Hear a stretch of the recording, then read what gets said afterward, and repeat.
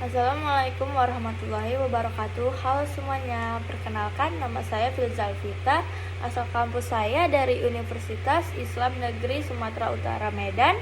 Saya dari program studi Ilmu Perpustakaan. Saya kelas Ilmu Perpustakaan 1. Baik, di sini saya akan menjelaskan terkait sejarah, ragam, dan fungsi bahasa Indonesia yang baik dan benar. Dimulai dari asal-usul bahasa Indonesia. Bahasa Indonesia berakar dari bahasa Melayu, yaitu bahasa yang sejak ribuan tahun lalu sudah tersebar luas di Kepulauan Nusantara. Bahasa Melayu berkembang di sepanjang jalur perdagangan Asia Tenggara, mulai dari Sumatera, Semenanjung Malaka, Kalimantan, hingga Maluku. Letak Indonesia yang strategis di jalur perdagangan internasional antara India, Cina, dan Arab membuat bahasa Melayu menjadi bahasa perantara atau lingua franca yang dipakai pedagang dari berbagai bangsa. Bahasa Melayu memiliki ciri yang mendukung penyebarannya, struktur tata bahasa sederhana, kosakata yang mudah diserap, tidak mengenal tingkatan bahasa yang rumit seperti bahasa Jawa, dan bersifat terbuka terhadap pengaruh luar. Sifat inilah yang membuat bahasa Melayu cepat diterima oleh masyarakat dari berbagai etnis dan suku di Nusantara. Selanjutnya, peranan bahasa Melayu dalam sejarah awal Nusantara.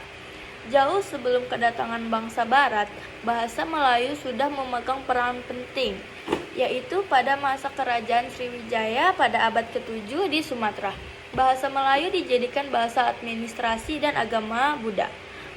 Prasasti Kedukan Bukit pada tahun 683 Masehi dan Prasasti Talang Tuo pada tahun 684 Masehi menjadi bukti tertulis paling tua penggunaan bahasa Melayu kuno.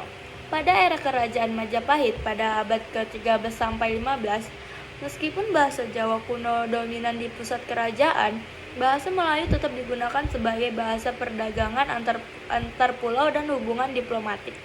Saat Islam berkembang di Nusantara pada abad ke-13 ke atas, bahasa Melayu dijadikan sarana dakwah, penulisan kitab, dan penyebaran agama.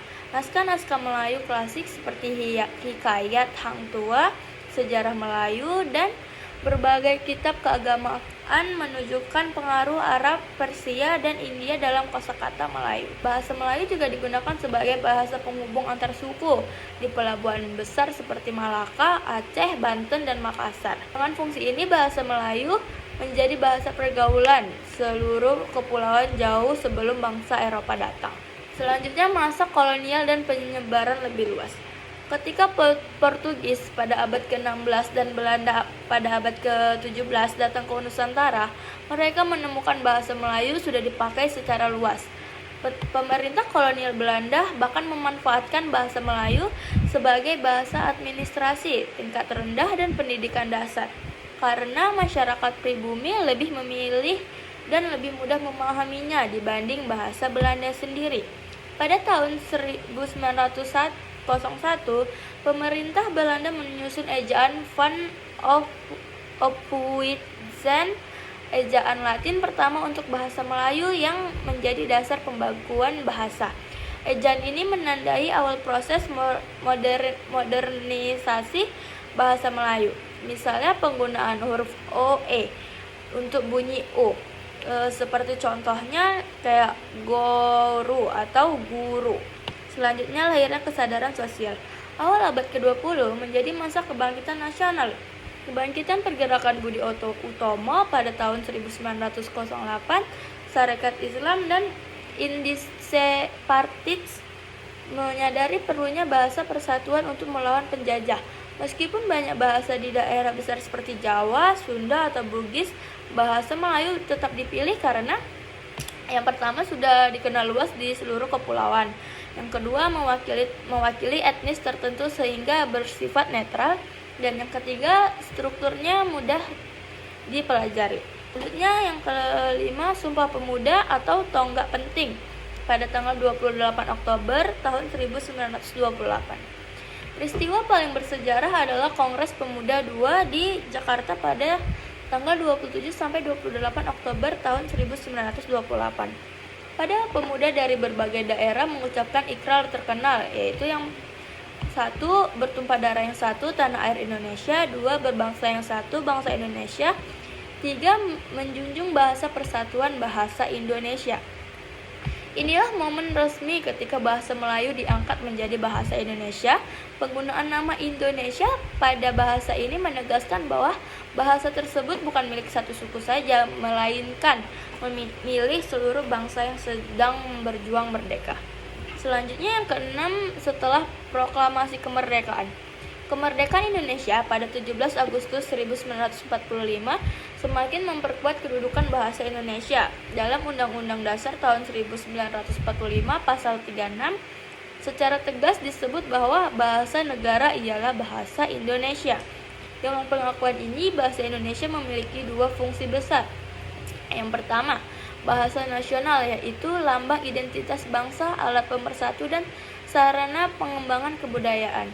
Bahasa negara, yaitu bahasa resmi yang dipakai dalam pemerintah, pendidikan, hukum, perundang-undangan, media, massa, dan komunikasi resmi lainnya.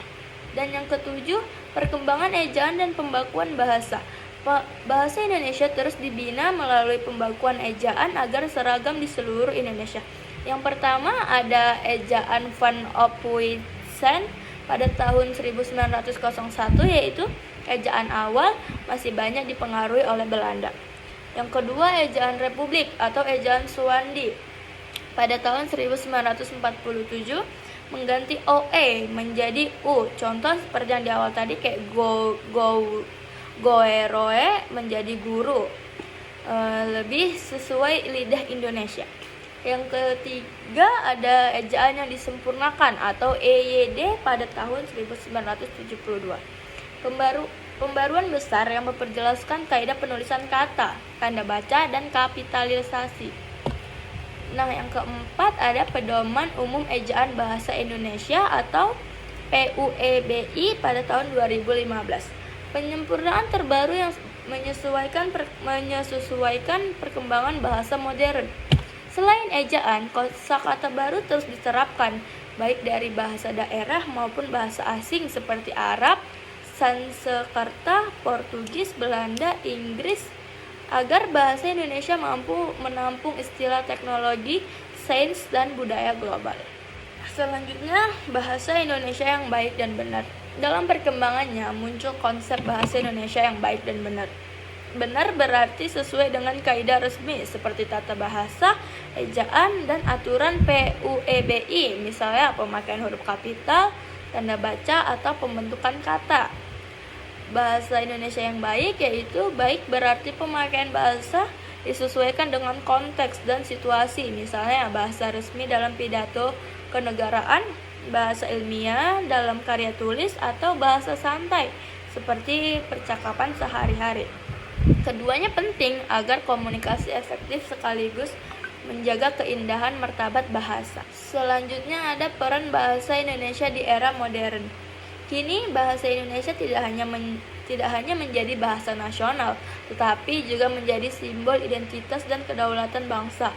Di tengah arus globalisasi dan dominasi bahasa asing, bahasa Indonesia tetap kokoh sebagai yang pertama, sebagai bahasa pendidikan di seluruh jenjang sekolah dan universitas. Yang kedua, bahasa ilmu pengetahuan dan teknologi yang terus memperkaya kosakata untuk menjawab perkembangan zaman. Dan yang ketiga, bahasa media dan komunikasi digital yang kini digunakan di internet, media sosial, dan film dan musik. Tantangan besar adalah menjaga kemurnian dan keluasan bahasa di tengah serbuan istilah asing dan bahasa gaul. Pemerintah melalui Badan Pengembangan dan Pembinaan Bahasa terus melakukan standarisasi kosakata dan penyuluhan agar bahasa Indonesia tetap hidup dinamis dan relevan. Selanjutnya yang 10 makna sejarah bahasa Indonesia. Perjalanan panjang bahasa Indonesia membuktikan bahwa bahasa bukan hanya alat komunikasi, tetapi juga senjata perjuangan. Dari bahasa Melayu kuno di prasasti abad ke-7, perkembangan menjadi bahasa perdagangan di kerajaan maritim, dan diangkat sebagai bahasa persatuan pada Sumpah Pemuda pada tahun 1928 hingga resmi sebagai bahasa negara pada tahun 1945. Bahasa Indonesia adalah cermin kebangkitan dan kedaulatan bangsa. Bangsa Indonesia menyatukan lebih dari 700 bahasa daerah di Indonesia, mempersatukan lebih dari 270 juta penduduk, dan menjadi salah satu bahasa dengan penutur terbesar di dunia. Keberadaannya adalah bukti nyata bahwa persatuan bangsa dapat dibangun atas keberagaman budaya. Selanjutnya ada ragam. Yang pertama, ragam berdasarkan media atau sarana. Yang pertama, ragam lisan, yaitu disampaikan melalui suara secara langsung, misalnya percakapan sehari-hari, pidato, diskusi, wawancara, atau berita televisi. Yang kedua ada ragam tulisan, disampaikan melalui media tulis seperti buku, surat, artikel, esai, laporan, undang-undang, dan pesan digital. Selanjutnya ada ragam berdasarkan keformalan. Yang pertama ada ragam batu, yaitu mengikuti kaidah tata bahasa dan ejaan resmi. Ragam tidak batu lebih santai, sering dipakai dalam percakapan sehari-hari, media sosial, atau obrolan keluarga. Ragam resmi digunakan dalam acara resmi seperti rapat pemerintahan, pengumuman publik, upacara, atau pidato kenegaraan. Selanjutnya ada ragam santai atau akrab, dipakai dalam situasi akrab seperti percakapan teman sebaya atau keluarga. Ada ragam ilmiah. Ragam ilmiah digunakan dalam karya tulis akademik, laporan peneliti, makalah, dan jurnal. Mengutamakan ketepatan istilah, objektif, dan logis. Ada ragam hukum, jurnalistik, sastra, teknologi. Nah, selanjutnya ragam berdasarkan cara penyampaian. Yang ada sekitar 4 contohnya, yaitu yang pertama ada ragam lisan formal, yang kedua ragam lisan non formal, yang ketiga ragam tulisan ilmiah, dan yang keempat ragam tulisan populer. Selanjutnya ragam berdasarkan waktu. Ragam lama atau kuno, yaitu digunakan pada naskah klasik, hikayat, atau prasasti. Yang kedua, ragam modern digunakan masyarakat sekarang mengikuti perkembangan kosakata, termasuk serapan baru dan istilah teknologi. Dan yang terakhir ada fungsi bahasa. Bahasa Indonesia memiliki peranan besar sebagai bahasa nasional dan bahasa negara. Fungsinya dapat dijelaskan sebagai berikut. Yang pertama ada fungsi sebagai bahasa nasional. Sejak Sumpah Pemuda pada tanggal 28 Oktober 1928, bahasa Indonesia diakui sebagai bahasa persatuan. Fungsi nasional ini mencakup 1. Lambang identitas nasional, 2. Pemersatu bangsa, 3. Alat perhubungan antar budaya, dan yang keempat alat pengembangan budaya nasional. Selanjutnya fungsi sebagai bahasa negara. Menurut Undang-Undang tahun 1945 pasal 36, bahasa Indonesia adalah bahasa resmi negara. Fungsinya meliputi yang pertama ada bahasa resmi pemerintah, yang kedua bahasa pengantar pendidikan, yang ketiga bahasa perkembangan ilmu pengetahuan dan teknologi, yang keempat ada bahasa perhubungan nasional dalam perencanaan dan pembangunan, dan yang kelima bahasa media massa dan informasi publik. Selanjutnya ada fungsi dalam kehidupan sehari-hari. Selain fungsi nasional dan negara, bahasa Indonesia juga memiliki peran praktis.